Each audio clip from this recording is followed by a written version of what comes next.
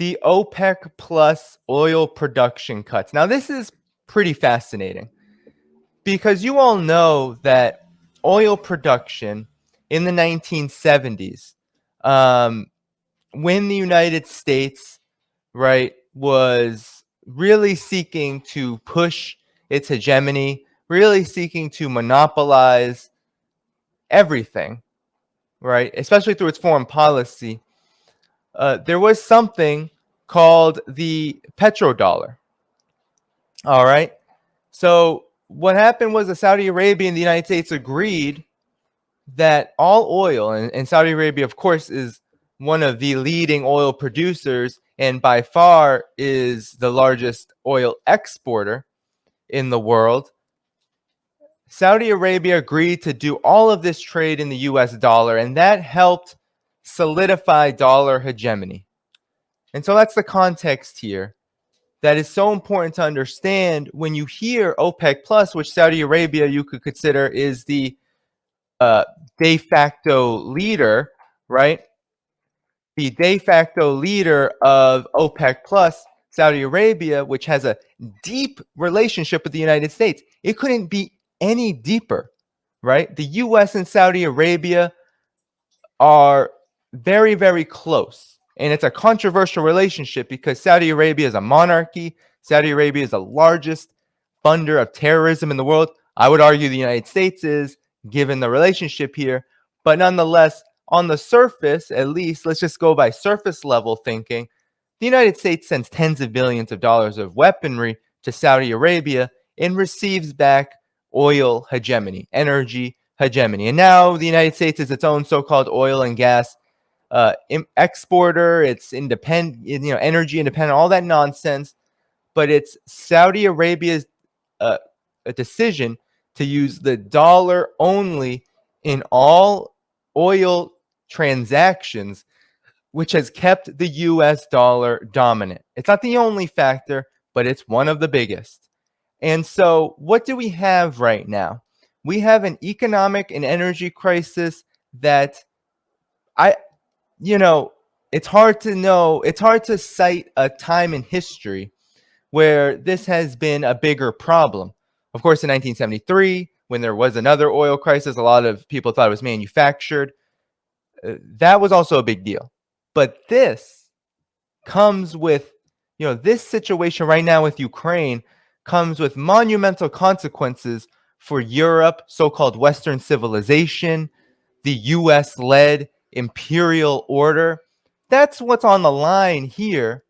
And so Joe Biden, right, it wasn't too long ago that he visited. It hasn't been, what was it, just a little over a couple months ago, where Joe Biden visited Saudi Arabia, gave MBS, right, the leader of Saudi Arabia, Mohammed bin Salman, gave him the fist bump, and everything was great, right? It was controversial. People were so angry because Biden spoke all this stuff about supporting the reduction of support to Saudi Arabia for its genocidal actions in Yemen. But you had that fist bump. And even the New York Times at that time, I covered it here, was saying that you got to be careful for Saudi Arabia right now because they're not cutting their ties with China and Russia. And actually, it's likely that they will strengthen. Well, fast forward into right now. And what has happened? Well, Saudi Arabia has affirmed its commitment to continuing its relationship with Russia and China, and also and diversifying its oil transactions and its oil market investments with the rest of the world. And so Joe Biden, given this unprecedented energy crisis for Europe, they've cut off their main supplier in Russia. They're desperate to everyone, all of these countries, the collective West, the US-led Western imperial order is desperate to get energy prices down. So they begged Saudi Arabia, the United States foremost. Biden begged Saudi Arabia,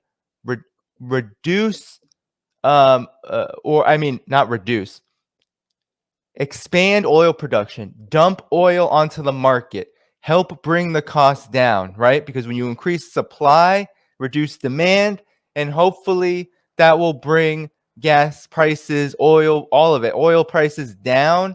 And that's good for midterm elections coming up in November, because this is a temporary move. It always balances out. It wouldn't have been a permanent change, right, in the overall economic situation. It would have just been temporary, and hopefully the Democrats would have benefited from it. That was the logic. Saudi Arabia said no.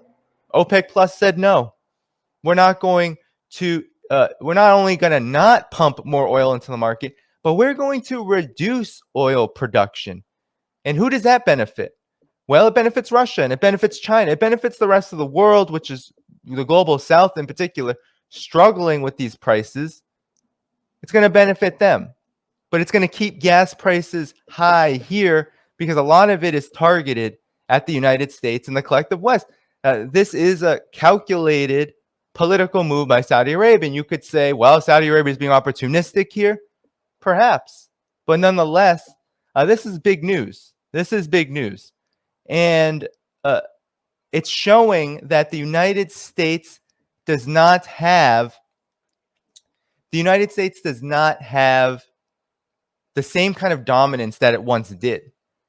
Because really what Saudi Arabia has just done is said, we'll do what we want. If you do what you want, if you want to destroy the world economy, if you want to screw us, because this is also harming Saudi Arabia, right?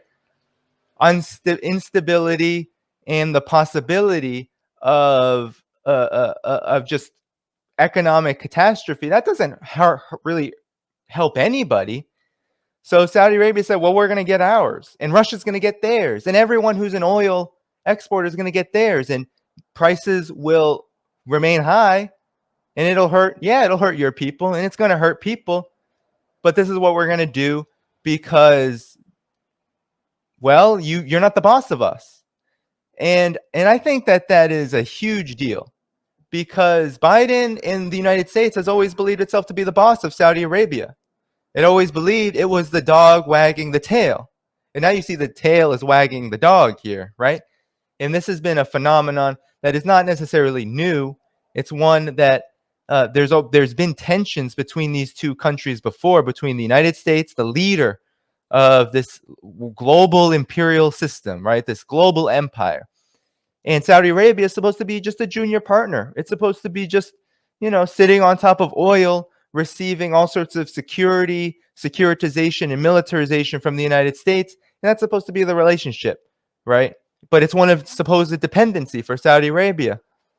Well, it's a new world. It's a new world order. This is a multipolar world order, and Saudi Arabia does not feel like it has to be beholden to the United States right now, especially when it doesn't serve its own interests. So I want to just read from an article, a couple. First, what China had to say about it, okay? So the Global Times came out with this piece very soon after. Okay, this was yesterday. So this has actually been going on for the last a little under a week, but it's been reiterated because today the Biden administration said it's reevaluating its relationship with Saudi Arabia. So now we might see some tougher policies on Saudi Arabia, something we haven't seen from the Biden administration. Now, a lot of people wanted tougher policies on Saudi Arabia, especially in regards to its intervention in Yemen, its war in Yemen, which is just killing so many people. A lot of people want to see that. Also, Saudi Arabia's role in funding terrorism. So there's space across the political aisle to get tougher on Saudi Arabia, the Khashoggi incident, all of that. But because Saudi Arabia is so important to OPEC Plus, to the United States and its relationship and its dominance in the region, the United States has not done anything to Saudi Arabia. But now that may change given this situation. And so Global Times in China said OPEC Plus output cut points to U.S. loss of control of the global oil market. Janet Yellen, U.S. Treasury Secretary, criticized the OPEC countries, or OPEC, and its allies' choice to cut oil output as unhelpful and unwise for the global economy, said the Financial Times. We're very worried about developing countries and the problems they face, she said. While Yellen seemed to be concerned about how the emerging markets will respond to energy prices, it is crystal clear whether it is the U.S. economy or developing countries she was really worried about. If the U.S. had truly cared about developing countries, the Federal Reserve would not have enacted such aggressive rate hikes, which have triggered capital outflow and financial turmoil in many countries this year. Yeah, the fact that Janet Yellen has the nerve to say that she is concerned about developing countries, poor countries, oppressed nations around the world, that's quite insulting coming from someone who works in an administration that is literally placing sanctions on more than 30 countries around the world, including some of the poorest countries around the world, in order to starve them, right? In order to enact regime change. It's quite, and literally sanctions on Syria, which the United States, Biden has done nothing about, continue to starve Syrian people. So China, Global Times, they're right. The United States does not care about developing countries. The move by OPEC Plus could serve as the beginning of a major change in the global oil supply and demand pattern. With many countries around the world still facing an energy crisis, Saudi Arabia, Russia, and other oil exporters should further coordinate with China, India, and other developing countries on oil issues. This is because developing countries are often unable to compete with Western countries for energy supplies and are thus forced to deal with energy shortage.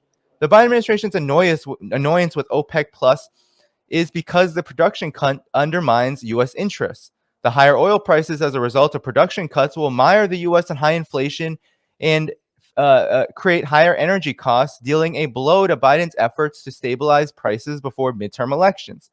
Also, Russia may benefit from the production cut with increased revenue from oil sales, weakening the effect of Western sanctions. More importantly, the OPEC Plus organization's recent decision may mark the beginning of the U.S. losing its control over the oil market. Although a White House statement said that Biden had directed the Department of Energy to release another 10 million barrels from its strategic petroleum reserve next month in an effort to lower prices, it is worth noting that the depletion of the strategic oil reserves, the U.S. is increasingly ceding control of global oil markets to OPEC Plus. Fundamentally speaking, the days when the U.S. called shots over the global oil market are gone. The OPEC Plus organization's choice to cut oil output despite clear U.S. opposition is an indication that these oil exporting countries are no longer willing to yield to the U.S.'s strategy. From their perspective, the OPEC Plus countries, global energy demand has contracted due in large part to the Fed's rate-raising spree, as well as a deterioration of the Russia-Ukraine situation. With global oil prices suffering considerable losses since August's peak, it is their right to protect their own interests and adjust production based on demand. If anything, Saudi Arabia and other oil exporting countries' decision to shrug off U.S. pressure and act on their own commercial interests is a sign of their deteriorating confidence in the U.S., reflecting the weakening U.S. hegemony in the region. I mean, this is just straight truth. So I'm going to quickly finish this. The oil production cut by OPEC Plus shows that Russia and Saudi Arabia have been coordinating on oil production adjustment under the mechanism. Since the outbreak of Russia-Ukraine conflict, China and India have been big buyers of Russian oil and have used non-dollar currencies for settlement. With other developing countries likely to face energy supply and settlement challenges as a result of the Fed's strong dollar policy, the urgency for them to strengthen coordination is increasing. But it should be pointed out that strengthening energy coordination among developing countries doesn't necessarily mean that they will take sides in the Russia-Ukraine conflict or Western sanctions against Russia. The fundamental purpose of such coordination is to help the developing world, especially poorer countries, pull through the energy crisis so that the world economy can continue to move forward smoothly. So basically what China is saying and what the Global Times is saying, right, speaking, when it's Global Times Voice, it's an editorial, right? This is an editorial by the Global Times, and the Global Times is state media, and it does reflect the position of usually the Communist Party of China and usually the government in some capacity and respect. Not entirely, but for sure that is a part of the equation. So what China is basically saying here, what the Global Times is saying, is that cutting production will keep prices high, but Saudi Arabia is not spurning the global south. It's going to continue to work with Russia, work with China. It's going to continue to work with countries that have been suffering from the US's and the EU's approach to Russia over the Ukraine crisis, over this proxy war over Ukraine. And that will be the focus, right? So it doesn't seem like there's panic. We haven't seen it from Russia. There's no panic about this, right? It's going to continue to benefit Russia to have higher prices because they're under sanctions and they need to sell their energy to whoever will buy it at a premium price. And so what China is saying here is that this is showing that no longer, not even Saudi Arabia, not even these countries that have so wedded themselves to the US dollar, are willing to go along with the suicidal policy.